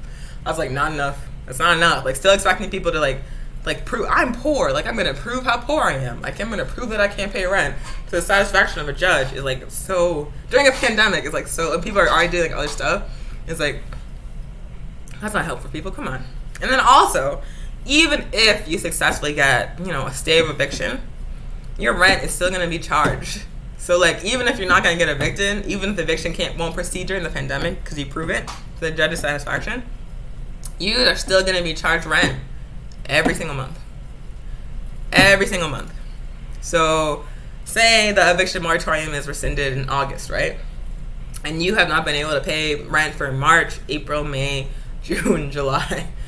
You're going to owe thousands of dollars when that moratorium is rescinded because rent is still being charged. So, it's not enough. It's not enough just to stop evictions if people are still being charged rent when they're not working. What the state of New Mexico needs, what the entire country needs, is what Venezuela already did. We need a freeze on all rent. We need to stop charging people rent if they cannot pay rent. It's like so basic. It's like so basic. Like if 30 million people are out of work and they can't get unemployment because these websites are built on 50-year-old code for some reason, like how the hell can you still charge them rent? They literally can't pay. There's no money. They can't even eat. You see the lines at the food banks around the country? Like, they can't even eat. And you're still charging them rent? Like, it makes no sense. Like, it makes no sense. Like, it's so basic. but capitalism is like so ludicrous, and they will try to like, it's like, what's that saying, like trying to squeeze water from a rock. Like they will still try to squeeze your ass. They try to get every cent out of you, even if no money's coming in. It makes no sense. It makes no sense. Oh my God, capitalism. So eviction moratorium is not enough. It's a half measure. Who watched Breaking Bad? It's a half measure, and we don't want any more half measures. We want full measures, which is a rent freeze. And because these people at the top, because these people in power have no concept of what it's like to be a poor and working class people, to be a person, to be a colonized person in this nation, they're not going to do it on their own. And so we are grateful for organizing happening to build up tenants' power, to build up rent strikes, to build up people strike, because it's going to take a strike to get a rent freeze. That's very clear at this point. They're not going to do it on their own. The people have to organize to build collective power and demand it if we want that to happen. So if you are not in an organization right now, if you are watching this and you're just like out there by your own, on your own, like not in an organization, like please understand that we need you in the struggle. We need you in the fight. We need every single African person, colonized person, working class person in an organization that is fighting for justice, that is fighting to win these demands, because the only way these things are going to happen, the only way the basic needs of people are going to be met, is if we organize, build power, and take that shit. If we save ourselves, that's the only way that we're going to be okay in this situation. And the only way we can save ourselves is if we are organized in political organization. Join an organization if you're not an organization. I'm trying to look directly at the camera, so I'm like piercing your soul so you hear me right now when I say that if you're not in an organization, we need your ass in an organization. Please, if you're African, message us to join the APIP. If you're not African, there are so many organizations available for your ass. Like, please, if you're not active in an organization, now is the time to join one. Get off the sidelines.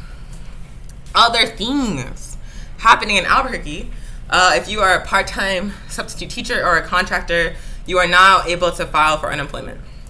So that the extra $600 of unemployment insurance that was set aside in the CARES Act is now available for part-time substitute teachers and contractors in New Mexico. So you are now able to file for unemployment.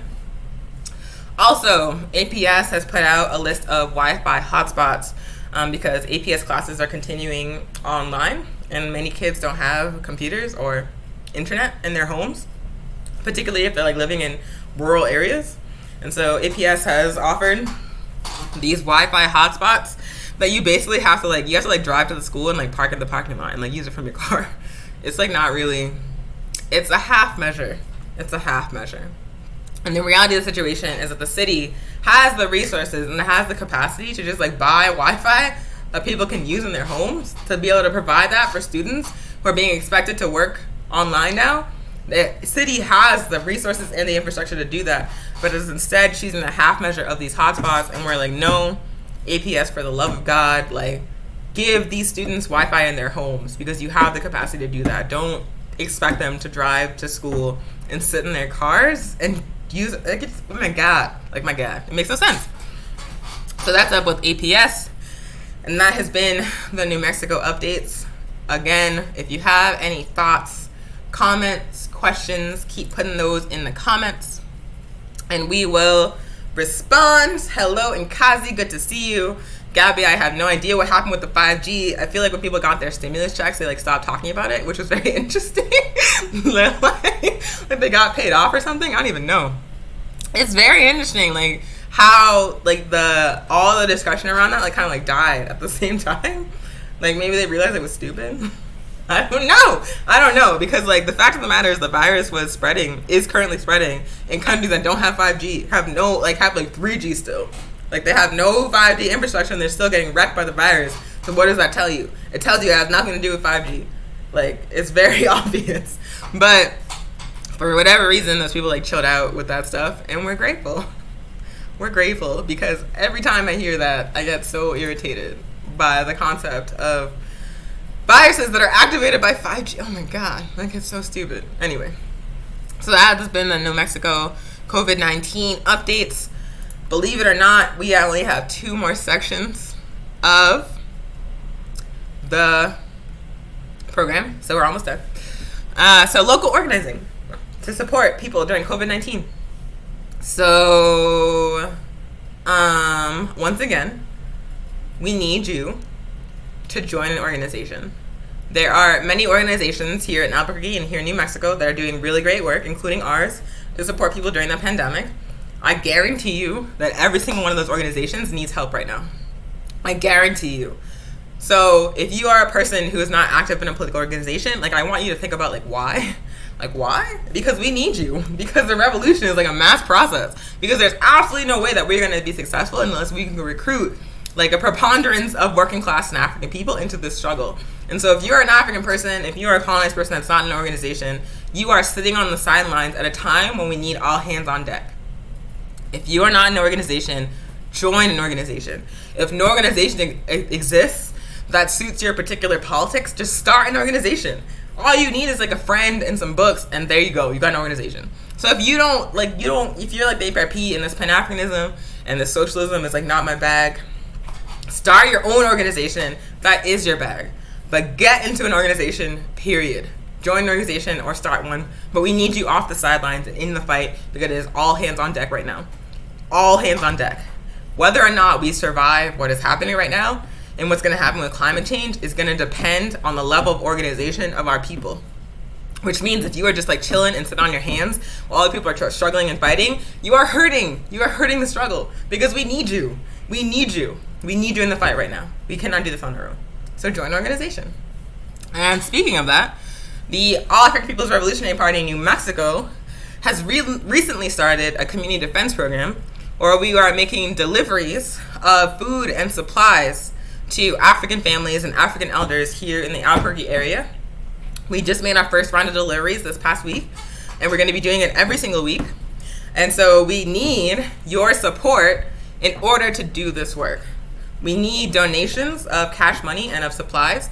And I actually have another overlay that tells you how you can donate. Look at that. Oh my God. Oh my God. Oh my God. So if you are interested in supporting the community defense work of All African People's Revolutionary Party in New Mexico, if you want to help us get food and needed supplies to African elders and African families in Albuquerque, this is how you do that. You can Venmo us at AAPRP-New Mexico. If you have a donation of food or supplies, like we need fresh produce, we need beans, we need toilet paper, we need paper towels, and we also need cash money. But if you have like a donation of goods, you can give us a call at 505-295-0008. 505-295-0008 to coordinate a donation. Or if you are phone averse, you can also email us at aprepnewmexico@gmail.com. Once again, if you want to donate cash, Venmo APRP New Mexico at APRP-New Mexico. Or if you want to donate goods and supplies, call us at 505-295-0008. And you can also email us at aprepnewmexico@gmail.com if you have questions, if you have a donation, or if you want to support us in some other way.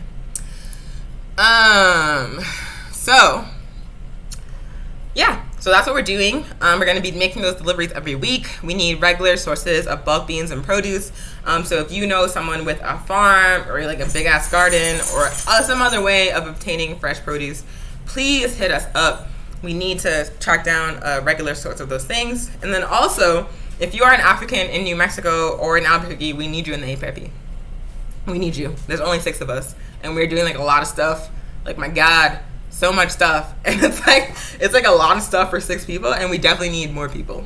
So if you've been like kind of like watching us from a distance and you're like, they're kind of cool, they seem cool, and you're interested in what we're doing, please reach out to us, because we are actively recruiting. We need help to do this community defense work. We need help to run this show. We need help to produce propaganda about Pan-Africanism, to educate our people about Pan-Africanism, about anti-colonialism, about imperialism, about socialism. Like, we need your help if you're an African person in New Mexico. So please join us. We're really cool. We do cool stuff. We believe cool things. And the ideology of the APRP is going to liberate African people, period. So if you're interested in being part of a revolutionary organization, of being an active member of the struggle for African liberation, we are actively recruiting, and we need you. We have lots and lots and lots of places where folks can jump in. The biggest needs right now is support around outreach and propaganda. Also support running the community defense program. and also support doing external political education work for our community. So once again, if you are an African in New Mexico, please get in touch with us and join the All African People's Revolutionary Party. You will be a member of a revolutionary Pan-African socialist organization with chapters all over the African world that is based in the African continent and that is in the forefront of the African liberation struggle on this planet. It's lit. I highly recommend it. If you're like, why is Onyesanwu like this? It's because of APIP. That's why I'm like this. And so if you want to be like this, if you want to be lit like me, definitely email us at apipnewmexico@gmail.com. Get in touch with us. Message us on Facebook. Message me on Facebook, and we will get you plugged in. Other cool organizing happening in New Mexico to support our community during COVID-19. Millions for Prisoners, New Mexico chapter, has been organizing a weekly Friday protest to demand the freeing of detained and incarcerated people in New Mexico. As we discussed previously, incarcerated folks and detained folks are basically sitting ducks. They were already being denied access to medical care. They were already being denied access to good food. They were already being denied access to social distancing. And now, during a pandemic, they are being exposed to this virus, and they're not getting good medical care. They're not able to socially distance. They're not getting soap. They're not getting masks. They're not getting gloves. They have no way to protect themselves, and they're just like stuck in these facilities, and it's not right. It's absolutely not right. These people are not sentenced to death, so why are they being given death sentences during this pandemic? So Millions for Prisoners in New Mexico has every Friday been going to prisons and detention centers around the state and organizing car protests demanding that they be freed, that they not be sentenced to death if they were not sentenced to death in the first place. So yeah, that's happening right now. This coming May Day, another protest is happening. 3:30 p.m., a car protest is being organized that will be caravanning to the Cibola Detention Center. And so if you are interested in participating, the way that you do that is you meet the comrades at Millions for Prisoners New Mexico at 1430 Motel Drive in Milan, New Mexico. And then there will be a caravan to the Cibola Detention Center where they will be having a protest demanding that the folks in that immigration detention center be released during the pandemic. So once again, that is May Day, Free 'em All action at Cibola Detention Center. If you want to participate, meet at 1430 Motel Drive in Milan, New Mexico at 3:30 p.m. on Friday. And we definitely recommend that folks support that action. Those people should not be abandoned. We cannot allow those people to be treated as disposable. We cannot allow the virus to spread unchecked in those facilities. So huge shout out to Millions for Prisoners for organizing these actions on a consistent basis and letting folks know that they will not be forgotten. Also, May Day is going down here in Albuquerque. A coalition of organizations is organizing Berkey May Day 2020. It's going to be a super cute car protest around various spots in the city. It's happening on Friday, May 1st. I'm like, as I'm speaking, trying to look up the Facebook events, so I like give the correct details. One second. Come on, Facebook. Why? There we go. So, Friday, May 1st at 12 noon, Berkey May Day 2020 is going down.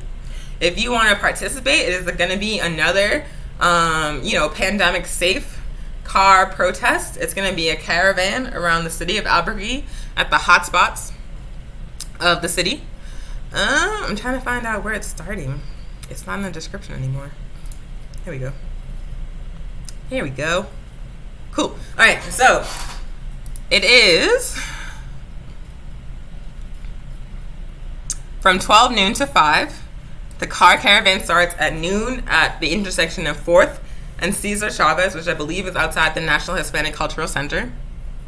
At noon and 5 p.m., they're asking that folks bang on pots and, show solidarity with the car caravan. The theme of this May Day is to bail out the working class, and that we need a people's bailout.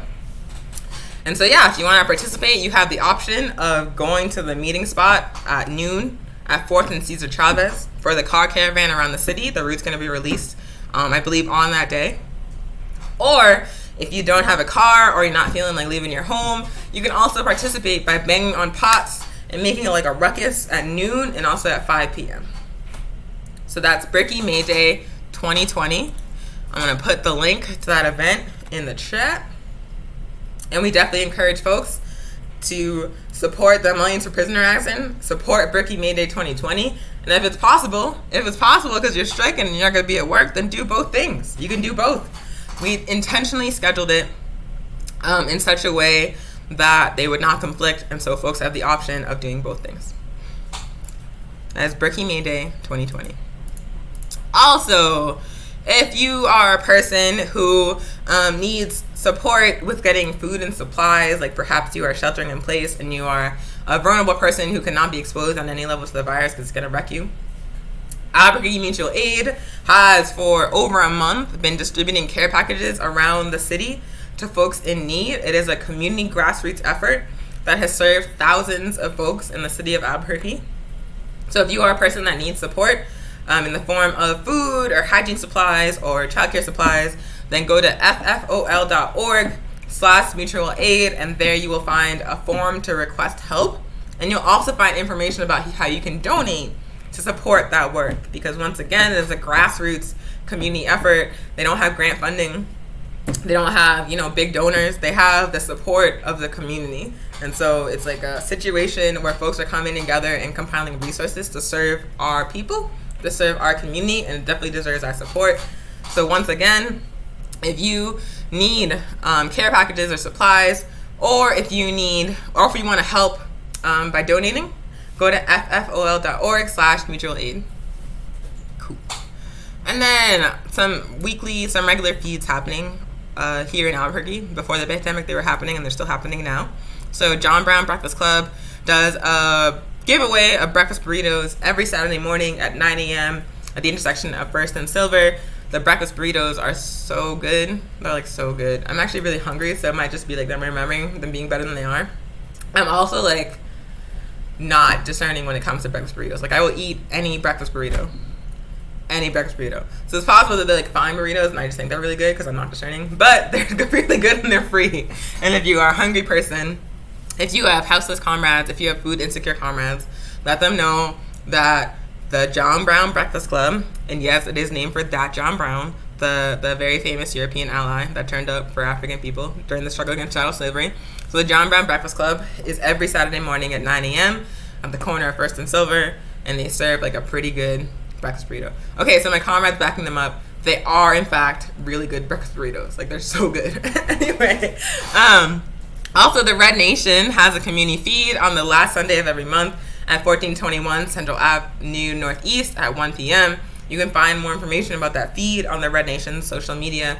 They also started doing these Friday night forums where they have, political figures and organizers from around the country, often around the world, talking about the struggle.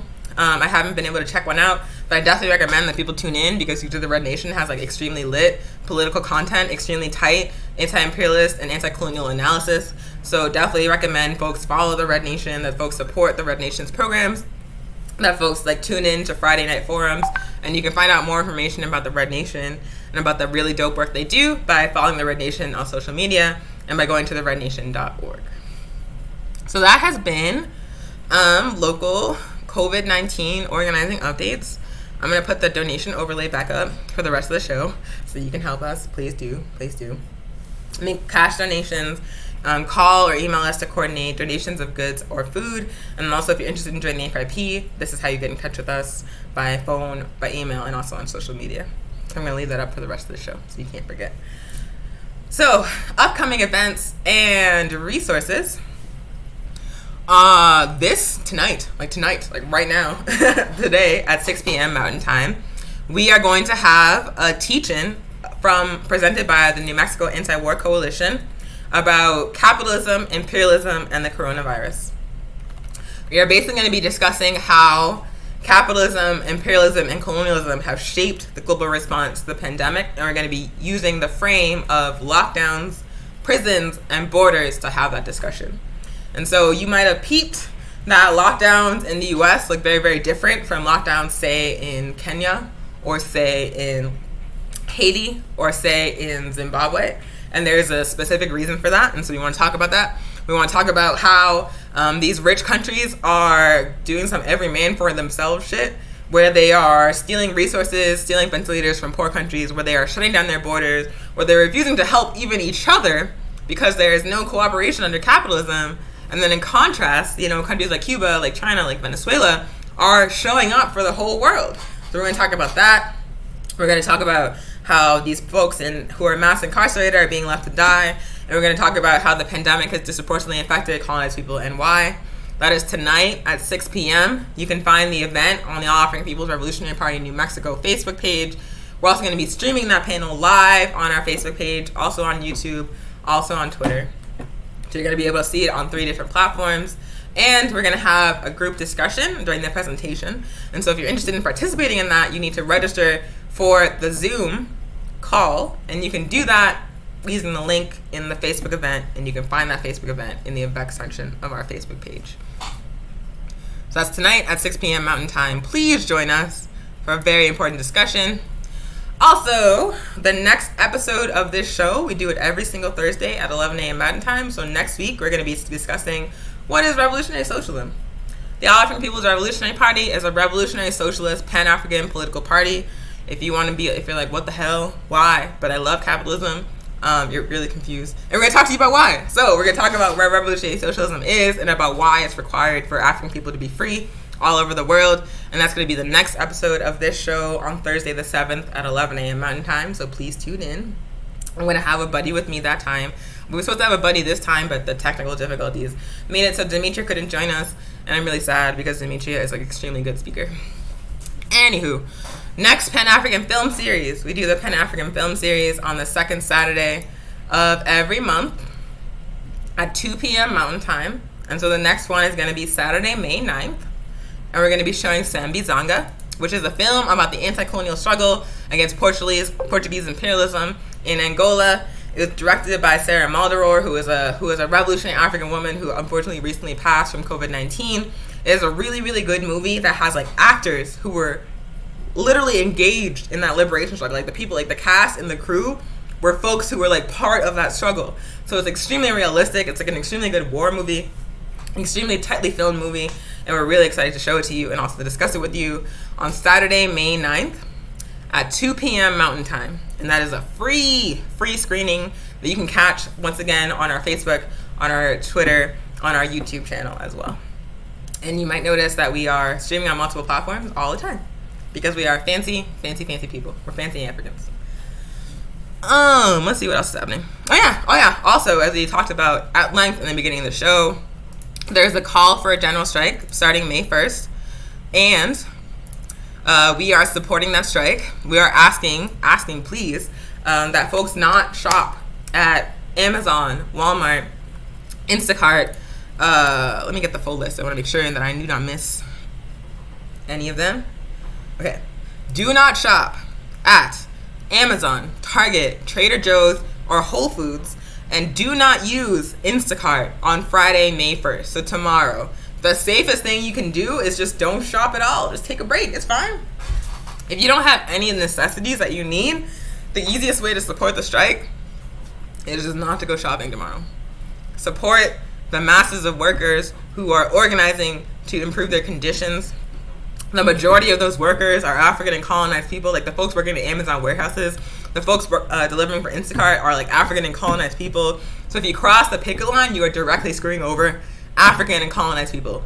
Not settler socialists, not Europeans. If you're anti-European, you are screwing over African and colonized people if you cross the picket line tomorrow. So once again, do not shop at Amazon, Target, Trader Joe's, or Whole Foods. Do not use Instacart tomorrow, May 1st. And once again, the safest way to participate is just don't go shopping tomorrow. And we understand if you're not able to strike, because, it's like a risk.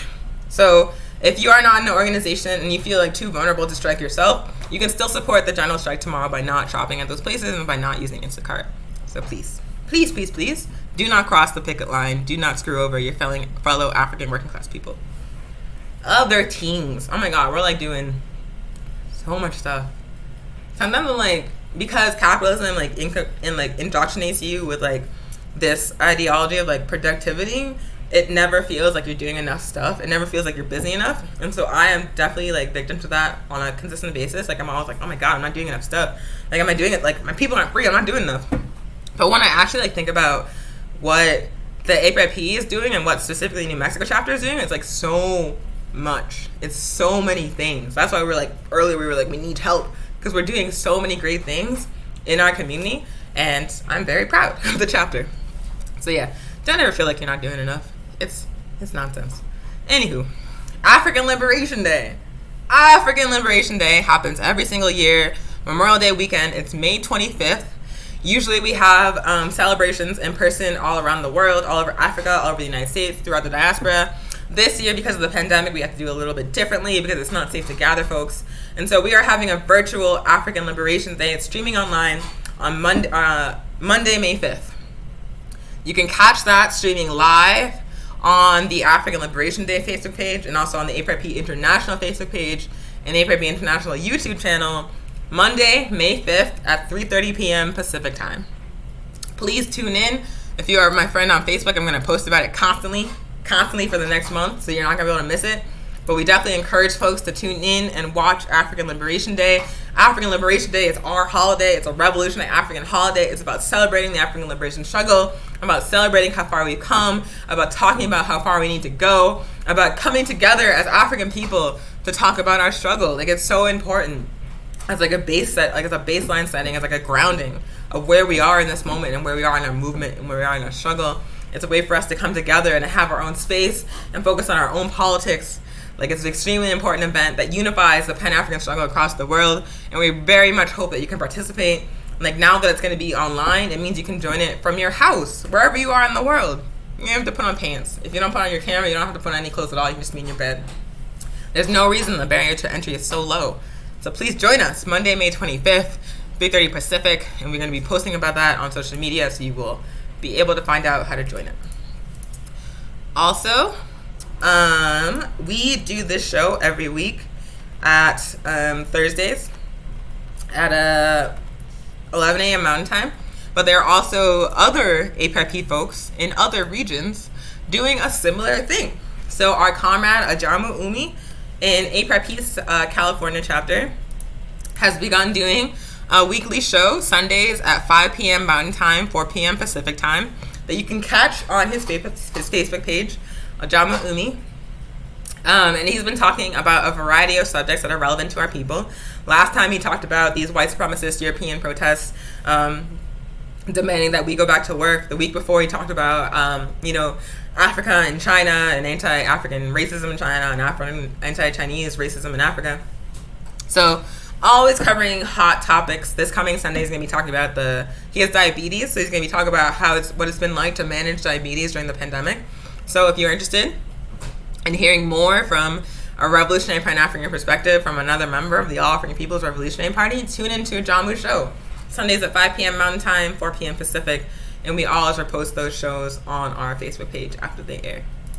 So that has been the resources and upcoming events. My mouth is really dry because there's so many things. I'm really tired of talking, but that was actually the last section.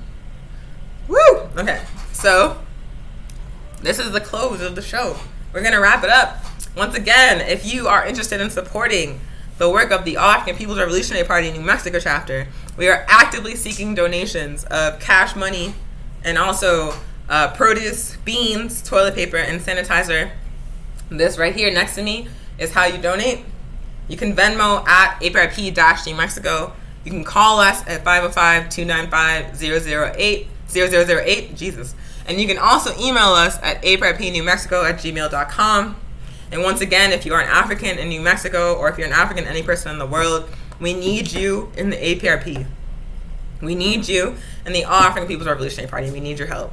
We need you in an organization fighting for liberation for our people. It is all hands on deck, and we need your support to do this work. So if you're interested, please get in touch with us. So once again, my name is Onyesanwu. I am a member of the All African People's Revolutionary Party and the All African Women's Revolutionary Union. This has been Weekly Pan-African News Live. It is our weekly show to give y'all political education, to give y'all updates from the African world, and to give y'all information about COVID-19. We do it every single week at 11 a.m. Mountain Time on Thursdays. And we are revolutionary Pan-Africanists, which means we believe when Africa is free, Africans everywhere will be free. Thank you so much for joining us and sticking around for the whole show. We appreciate you. And we will see you again next week. Thank you. Ready for Revolution.